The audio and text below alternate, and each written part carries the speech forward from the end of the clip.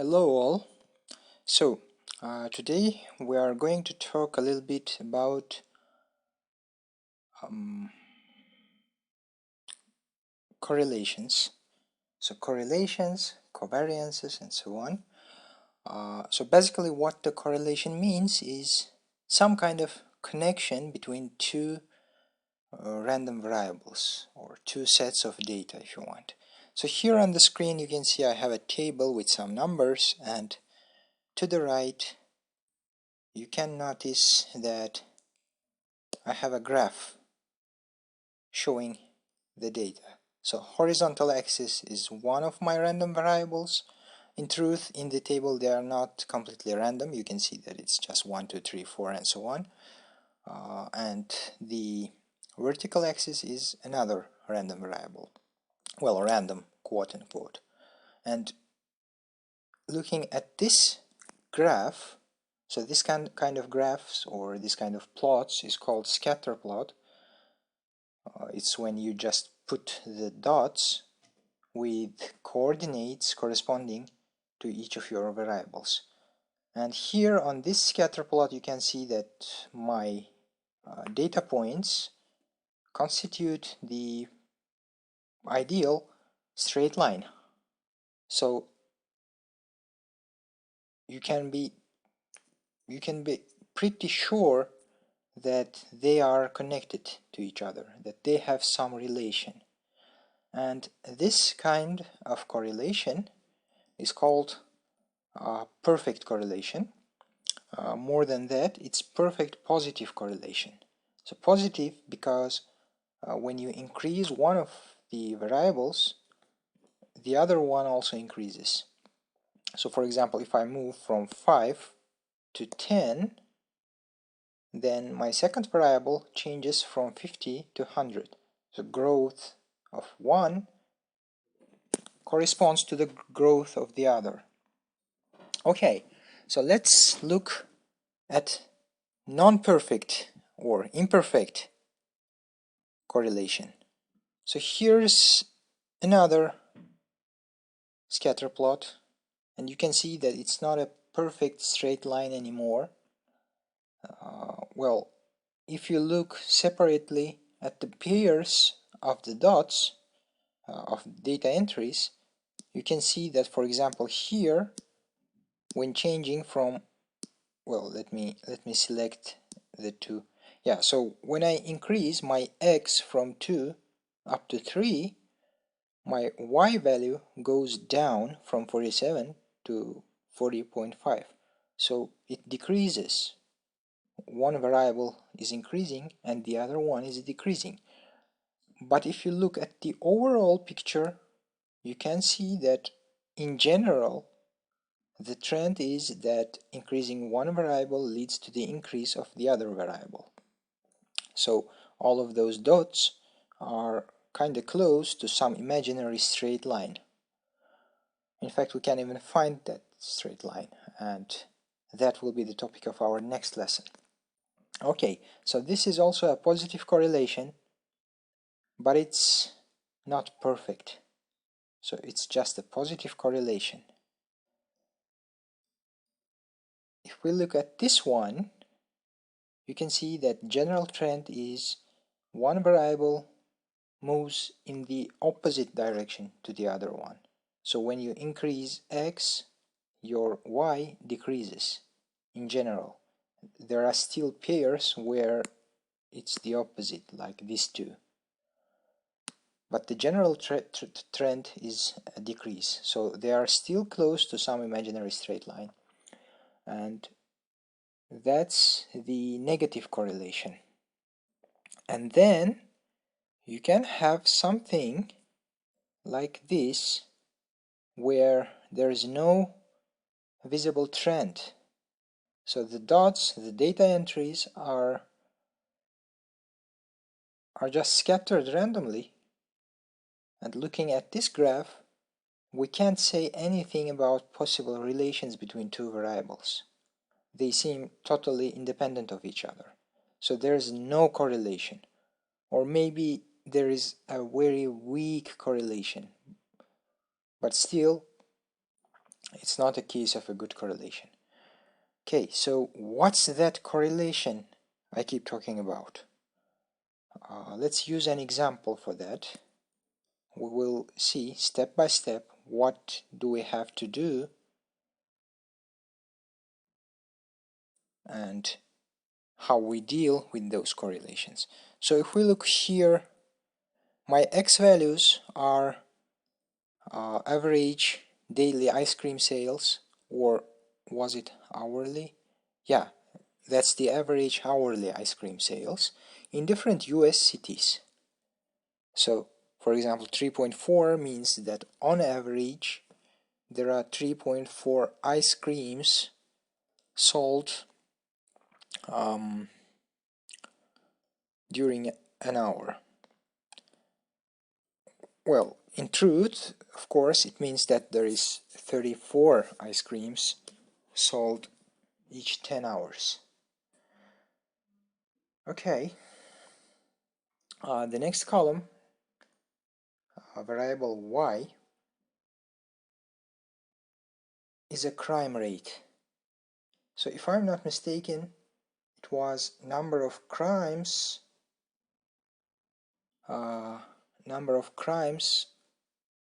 of crime cases for each 10,000 citizens or something like that. Well, that's not very important. The important thing is that the number shows you a level of crime, and higher the number, more crimes are being performed in a corresponding city. Okay, and now if we look at the scatter plot, we can see that there is a correlation, right? So more ice cream is sold, more crimes are done. So those two seem to be connected.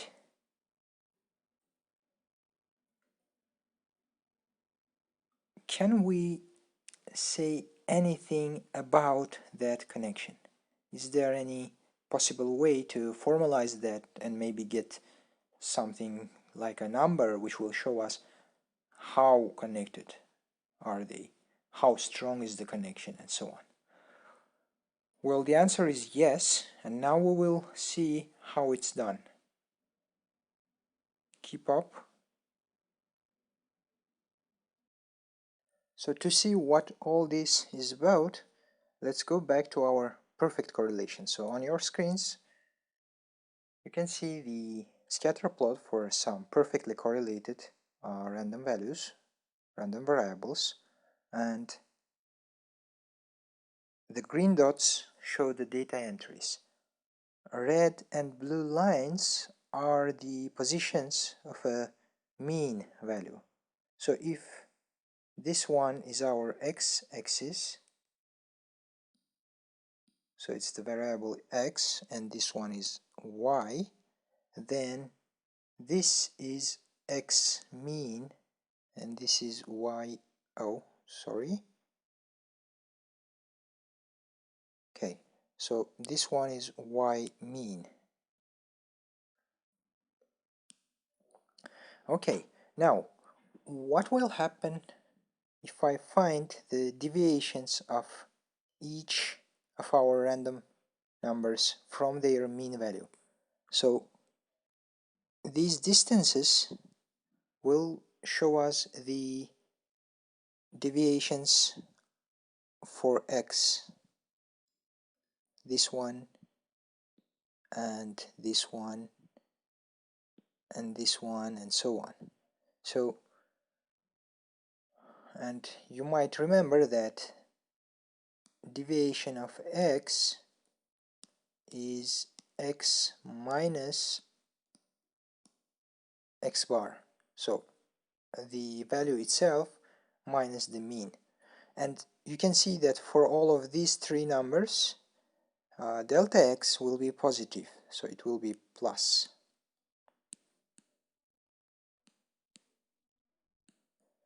If we go here, then for these values it will be negative.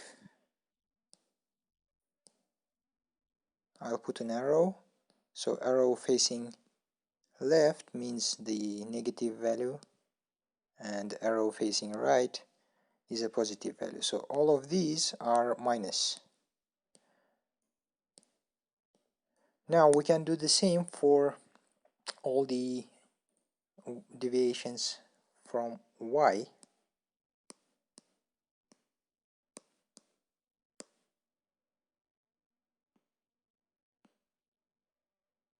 This one and this one and this one, and all of them are plus again. And here you have minus, minus, minus, another minus, and another minus, because here the values of y are less than y mean. So I guess you have already noticed one thing. No matter which data entry I take, if I calculate the product delta x times delta y,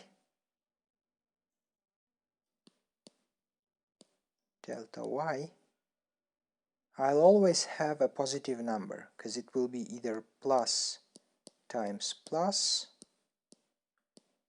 or minus times minus, and that's always plus. It's always positive, more than 0. Okay, so next thing, we'll be taking the sum of all of those numbers. So if I add them up,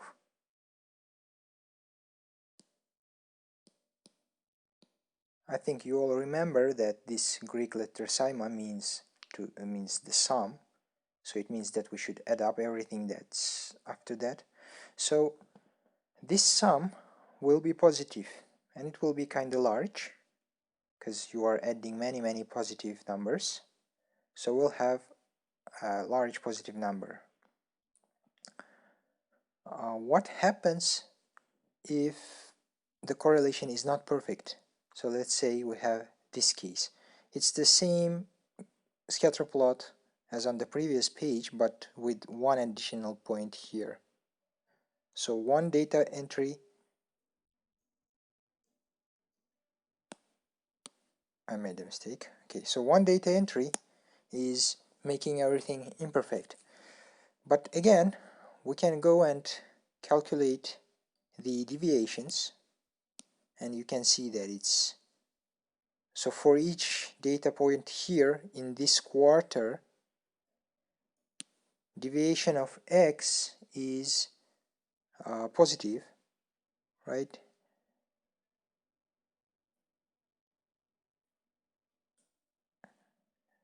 Okay, so delta x is positive here, it's plus, and delta x is negative here in this quarter, it's minus. So we have nothing in here, so it does not interest us, but here we have one point, and for that point delta x is also negative.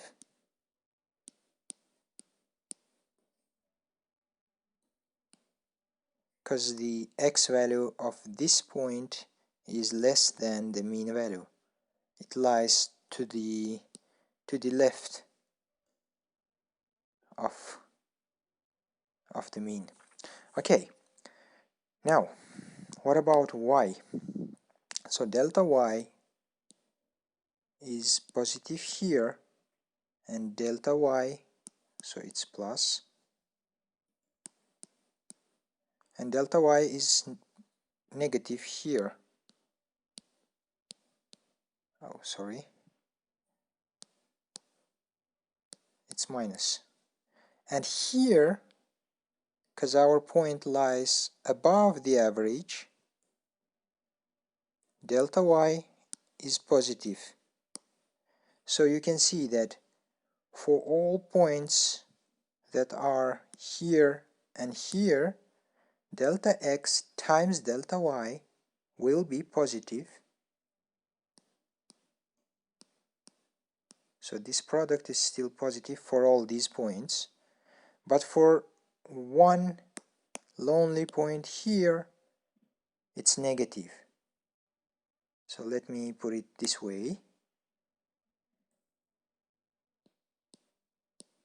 I'll use color coding.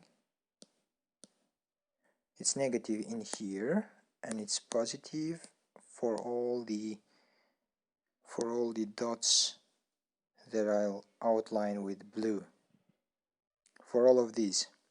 So now what happens if I take the same sum? So if, for example, oh sorry, I did something wrong? No, nothing. Okay, so if I take that sum again,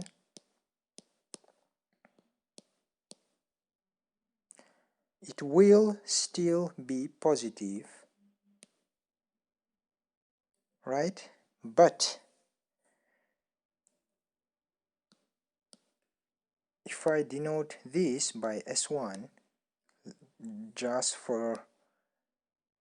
as a shorthand, because I don't want that sum every time. Okay, so if we denote that by S1 and this by S2, then S2 is less than S1. And can you spot why? Because we have the same sum as S1, but then we are adding this number which is negative, so we are making it less than it was. So we can see that for imperfect positive correlation we get a positive number, and for perfect positive correlation we still get a positive number, but the one for the perfect correlation is more than the one for imperfect. So what happens if we will have more points like this one? So let's say we add more points. Maybe we have one here and one here and here. Oh, sorry. So one here, here. So we make our correlation more and more imperfect. All of those numbers will decrease this sum until it gets to 0. And when you will have a random scattering where there is no correlation, this sum will turn into 0. So we can use it as a measure of a correlation in some sense. However, it's still not good. So it's not enough. Let's see why. Let's say you have two correlations you want to examine, and I'll use different colors to mark them.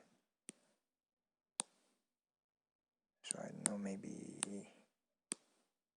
yeah, I guess this one will give us, yep, okay. So let's say you have something like this. So that's one of your sets which you want to examine, and you see that there is a positive correlation but it's not perfect. And then let's say we have something like this.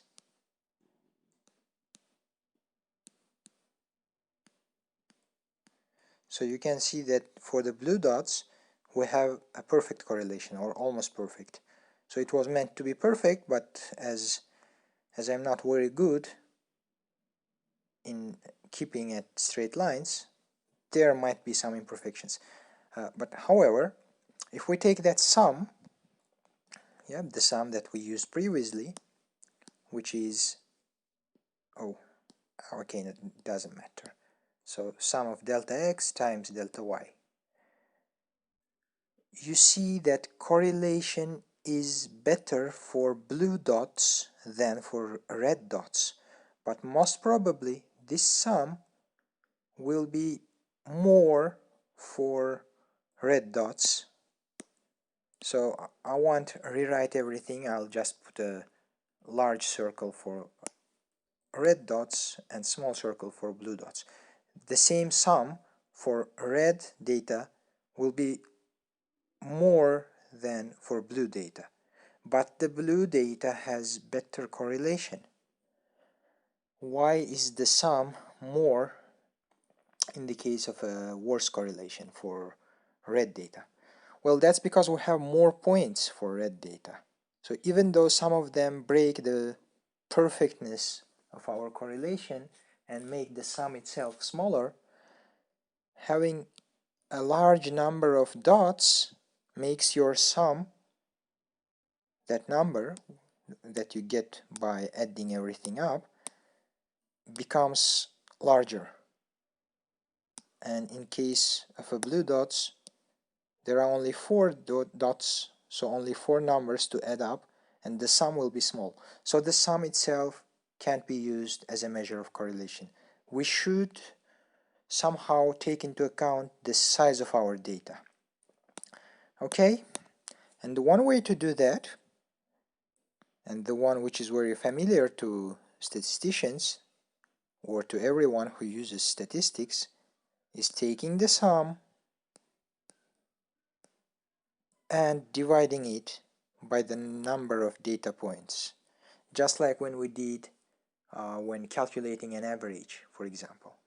However, you can notice that this thing looks somehow similar to the standard deviation, right? So the standard deviation was a sum of the squares of deviations divided by numbers of freedom, which is n minus 1, and you can rewrite the square of the deviation as the deviation times itself.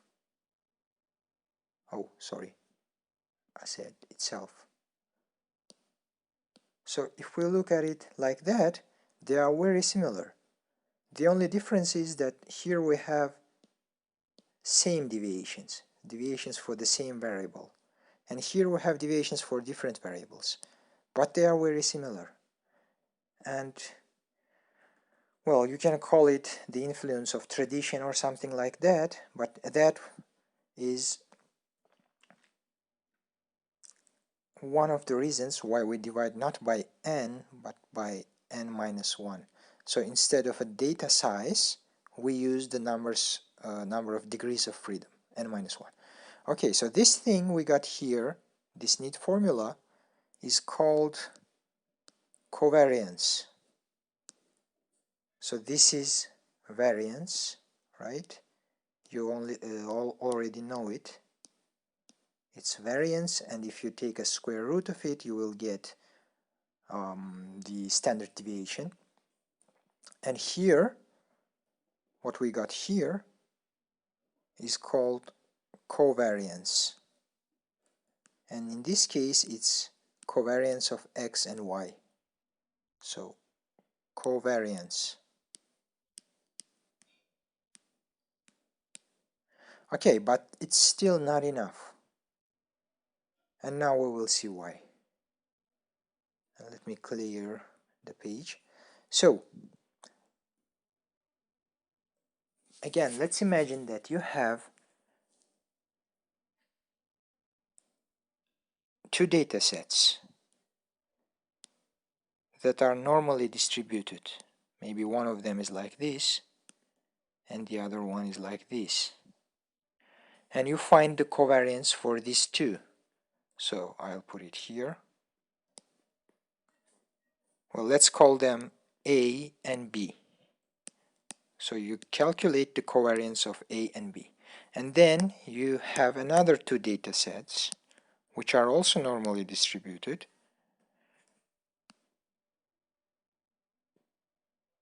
So maybe one of them is distributed like this and the other one is like this. And let's call them maybe C and D. So you also calculate the covariance of C and D. And if you do that, sometimes you will have better correlation for C and D. So maybe you will have all your points inside this little strip, and for A and B you will have them like in this area. So correlation is worse for A and B than for C and D, but covariance will be higher for A and B. So it won't be always the case. It will happen sometimes, but even sometimes is not good for us, because we want something that will always show us how good is the correlation. And if sometimes it misleads us, it's not good. So what's the matter here? How can this happen? What's the reason? Why badly correlated data show higher covariance sometimes? Well, that happens because of their high variance. So variance for A and B, or standard deviations for A and B, are larger than standard deviations for C and D. And sometimes large standard deviations, large variances, lead to high covariances, even though the correlation is not good enough. Okay, we can fix that too. So we do the same thing as before. We take the covariance. So to deal with that, we will just take our covariance, let's say covariance of x and y, and we will divide it by standard deviations of both x and y. And what we get is marked as r, xy in this case, and this r is called Pearson correlation coefficient, or just Pearson correlation. So there are different kinds of correlation. We will use Pearson.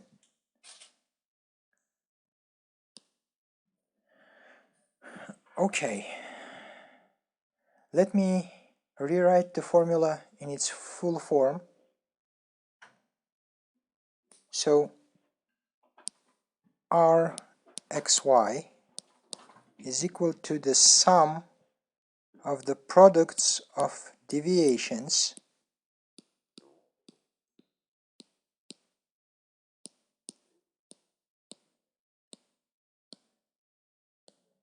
divided by number of data points minus 1 times standard deviation of x and standard deviation of y. So now we can just use this formula to calculate our Pearson correlation. Well, let's go and do that for our ice creams, shall we?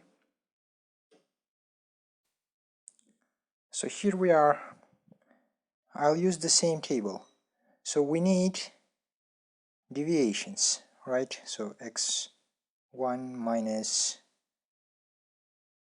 this software, it's called Desmos. It has inbuilt functions for some statistics. So for example, a mean value. And if I'm not mistaken, we can even mark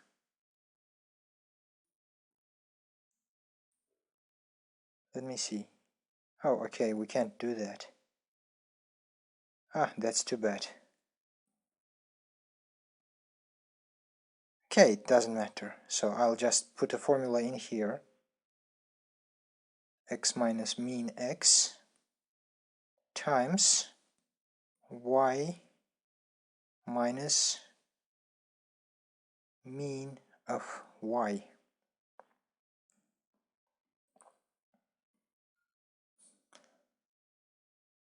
So you can see that almost all of those numbers are, well, what do you call it? Positive. There are some large positive numbers, there are some smaller positive numbers, and there is only one negative, and it's for, let me check, it's for x equals to 3.2. So, oh, and let me turn off. Yeah, so it's for this point here. It's breaking the perfection of our correlation. Okay, now we need to find a sum of all of those products. And again, I'll use inbuilt functions for that. I don't want to calculate everything by my hands. So sum from 1 to 15, I guess,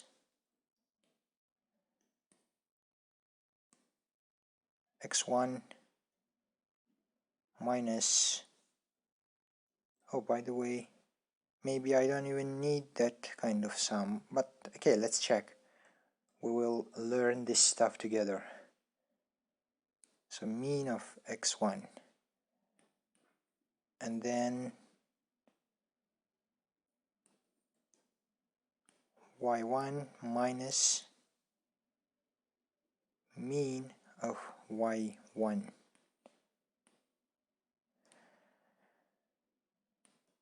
Yeah, looks like using that sum operator was not a correct thing to do, but let's see, maybe that will work. What if I remove this? No, doesn't work. What if I enter sum? Oh, okay, it does not want to do that. Well, okay, we can do it manually. So it's 6 point, oh, so you know what, I want to do every step of that. So you see the numbers here, and if you want you can just take those products, add them up, divide them by n minus 1, which is 9 in this case, and then divide them by standard deviations of x and y. And you will get the Pearson correlation 0.74. So Desmos has inbuilt comments for correlations too. And you can see that correlation between x and y, between ice cream sales and crime levels, is 0.74.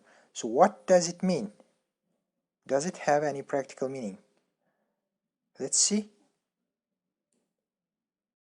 So rule of thumb is, if your Pearson correlation, your Pearson correlation can range from -1 to 1, right? 0 is no correlation, 1 is perfect positive correlation, and -1 is perfect negative correlation. If you take an absolute value of Pearson correlation, then if it's between 0 and 0.2,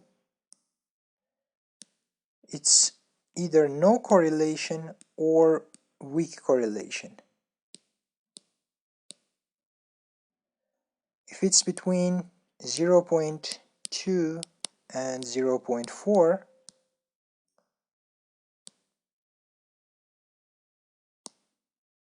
yeah, sorry, looks like, yep, so no correlation or very weak correlation. So between 0.2 and 0.4 you have just weak correlation. Starting with 0.4 and up to 0.6 you have medium or moderate correlation, and then 0.6 up to 0.8 is a strong correlation,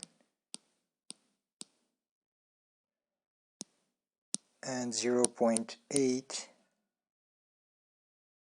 my bad, 0.8 up to 1 is very strong,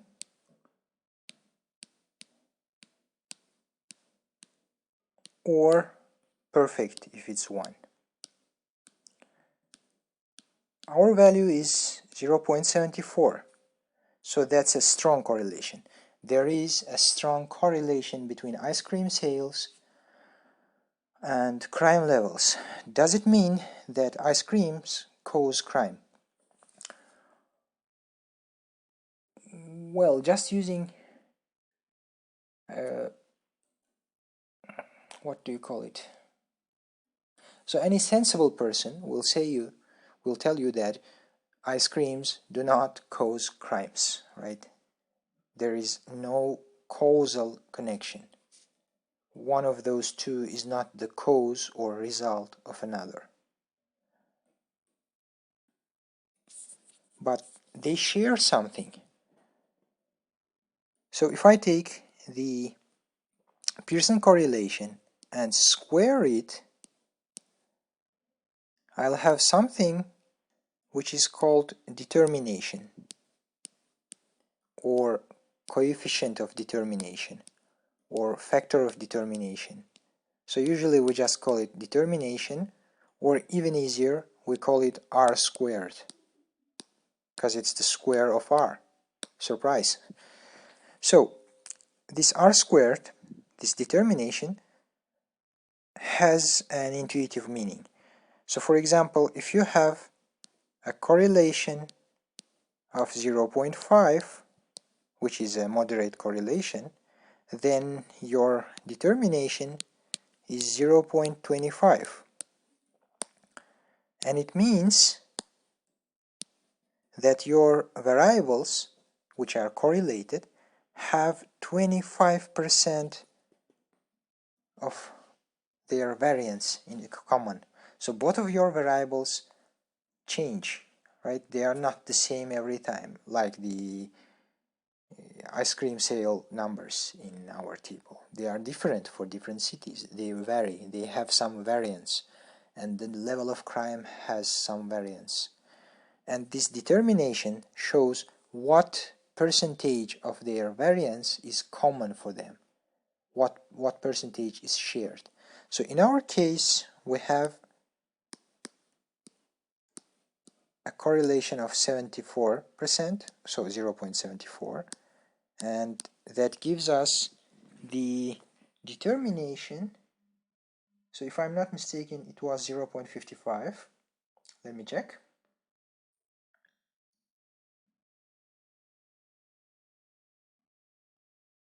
Yeah, it's 0.55.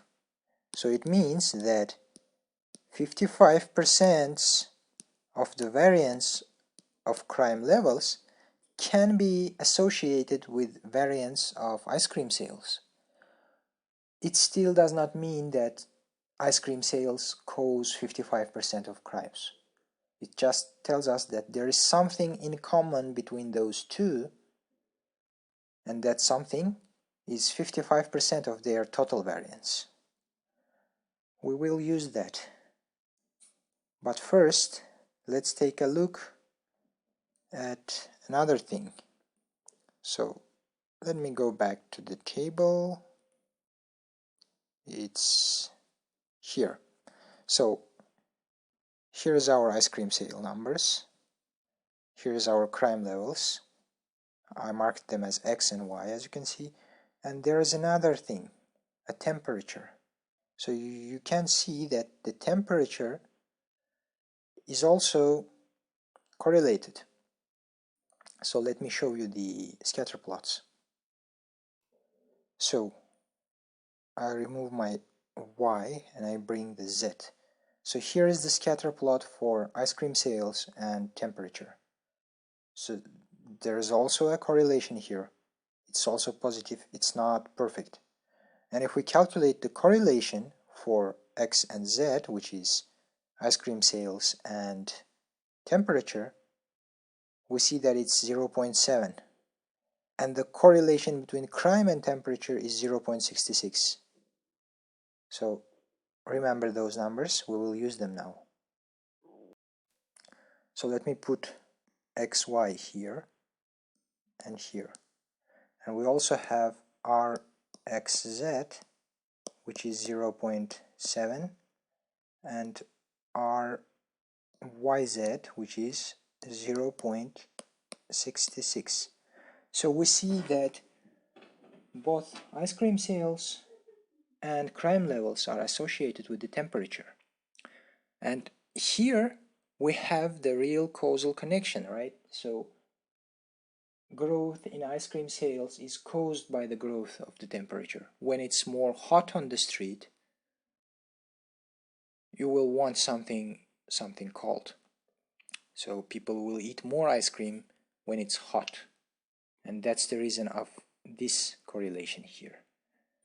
And also when it's more warm or more hot on the street, so more warm, people spend more time outdoors. So in summer you will have people strolling around right till the midnight or even later, and if you go out in the winter you will rarely see anyone after 7 o'clock maybe in the evening, because it's too cold to be outdoors. But then when you have more people outdoors staying later,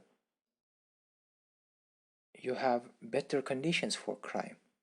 So it's hard for a robber to do his job during the day under the sun when there are lots of people around, and he prefers to rob people in the night.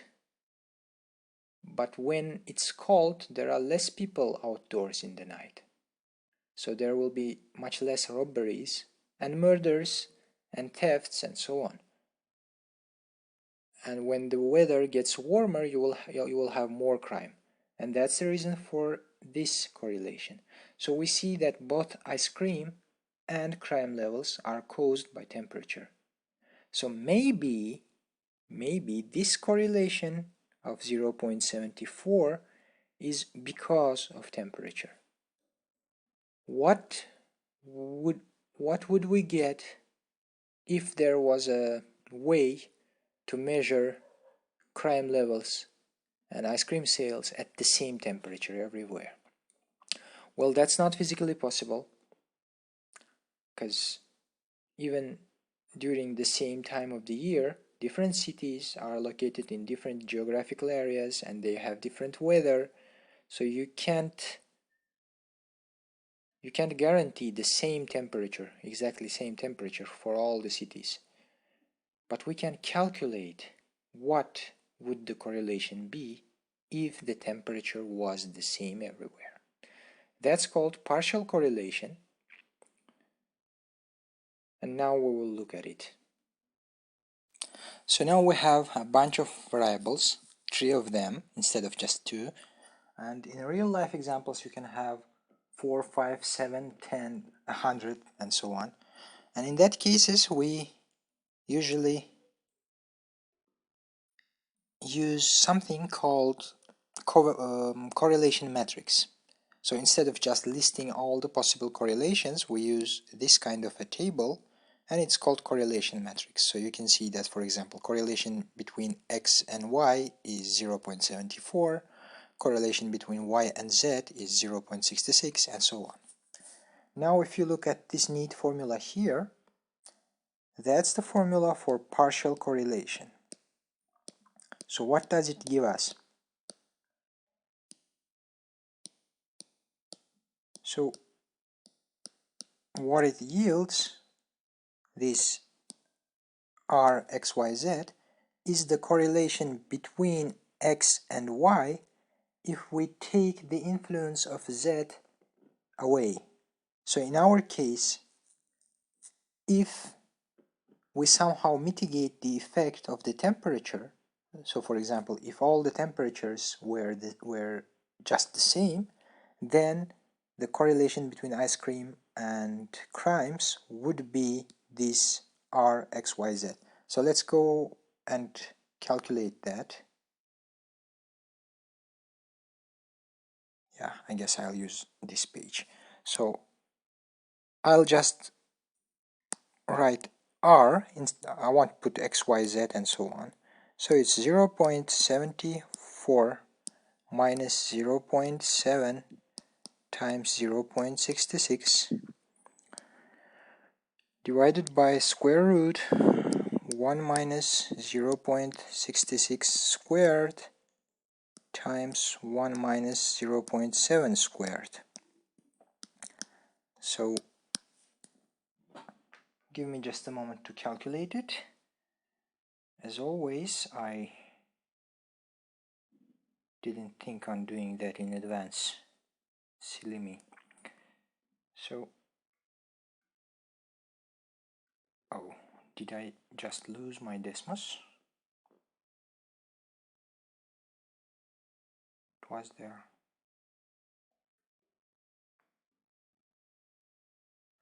Okay, whatever. So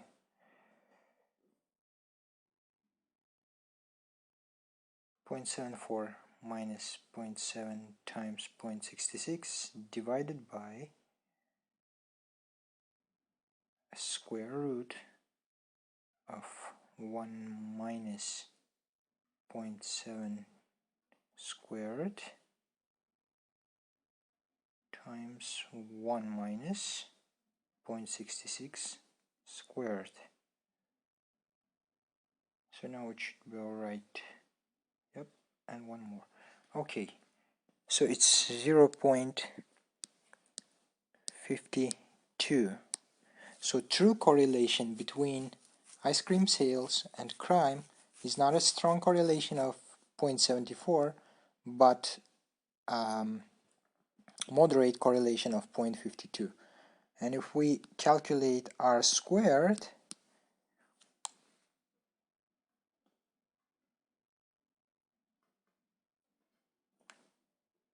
we get 0.27. So ice cream sales and crime levels share only 27% of their variance. It's still strange. I can't dream of any way that ice cream sales and crime levels can be connected. Well, except for temperature, which we already took out.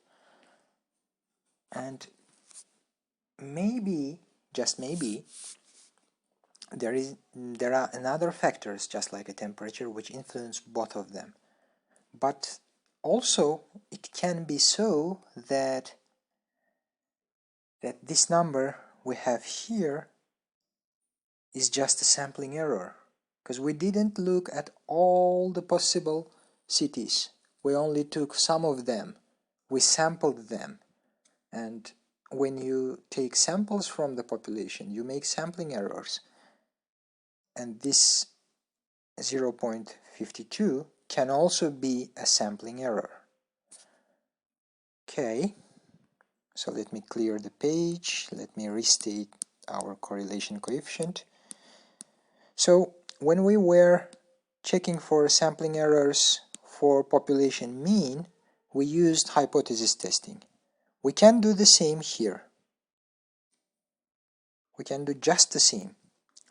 So first thing is stating our hypothesis. My null hypothesis is that there is no connection,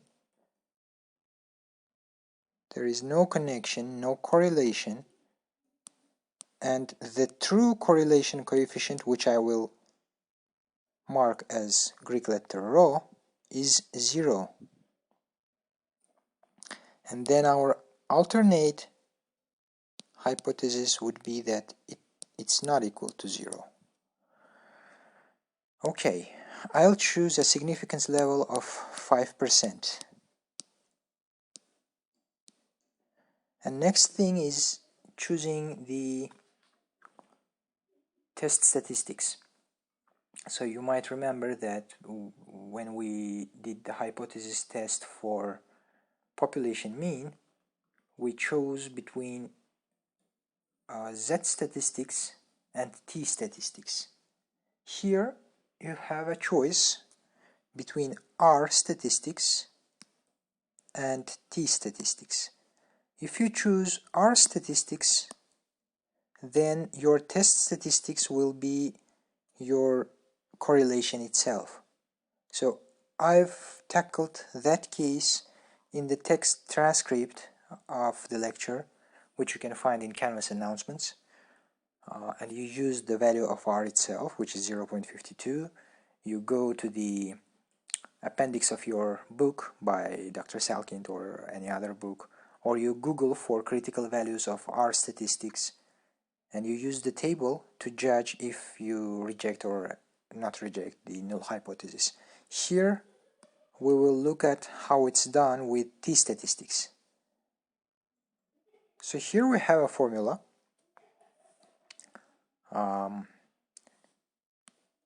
So T statistics for correlation are calculated with this formula.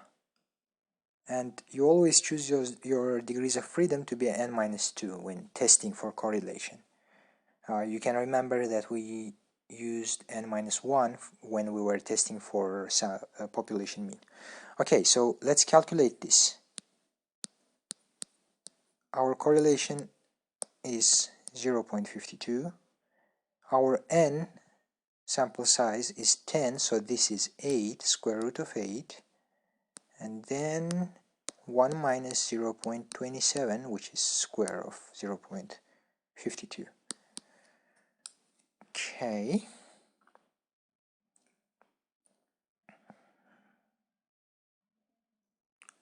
Let me calculate that again.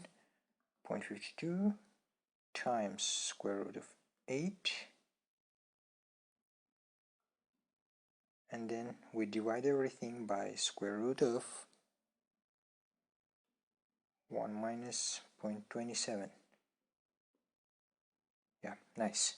So our t-score is 1.72 or 1.721 if you want. Our degrees of freedom are 8, 10 minus 2. So next thing will be just looking at the t-table. So pay attention, our alternate and null hypotheses are not directed. It's equal and not equal, not more than or less than.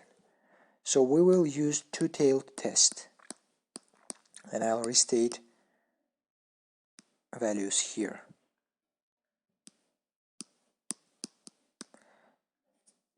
So I look up the t-table for 8 degrees of freedom for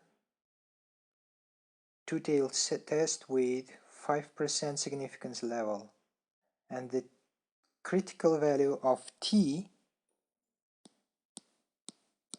is 2.306. So it means that if my t distribution is like this, then the boundaries of rejection areas are minus 2. Minus 2.306 and plus 2.306. So we have this tail and this tail as the rejection area. But my value of t is 1.721, which is somewhere here. So it's not in the rejection area. We do not reject the null hypothesis.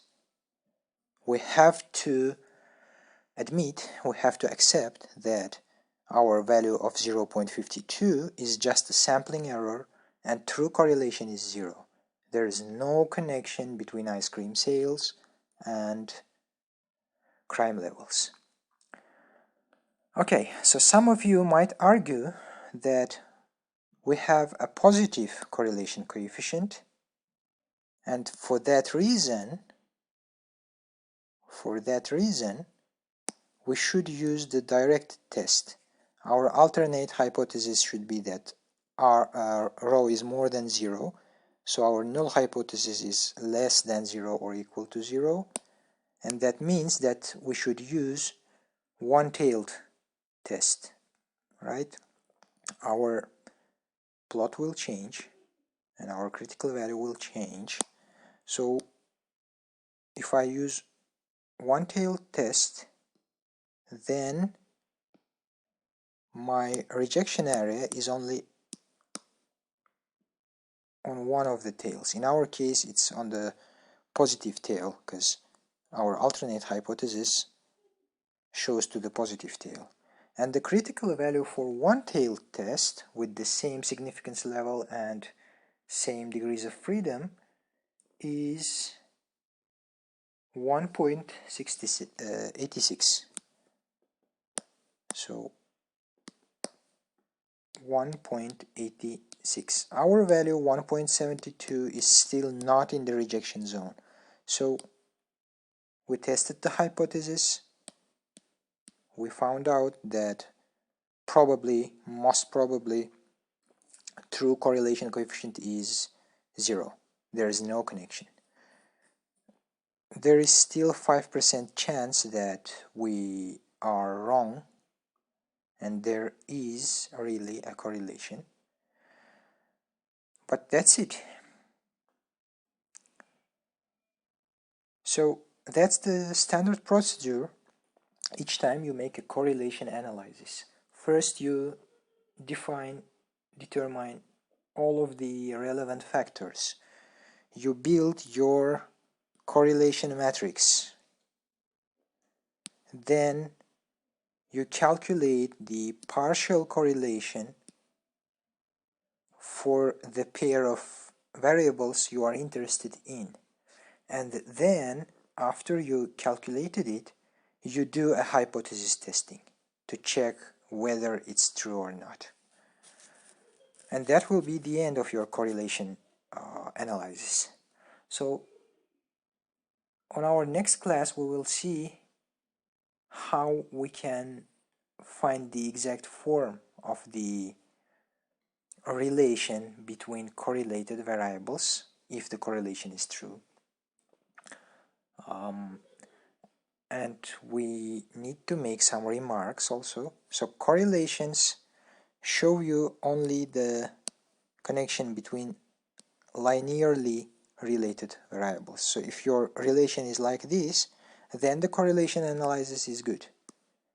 If your relation is like this, then you will get incorrect values for your correlation. Even though the data is clearly related, your R will be either close to 0 or the wrong sign and so on. So you can't use correlation analysis where you have nonlinear relations. You have to either transform them to make them linear or find the other ways of looking for connections. Well, okay, that's all for today. Thanks. Bye.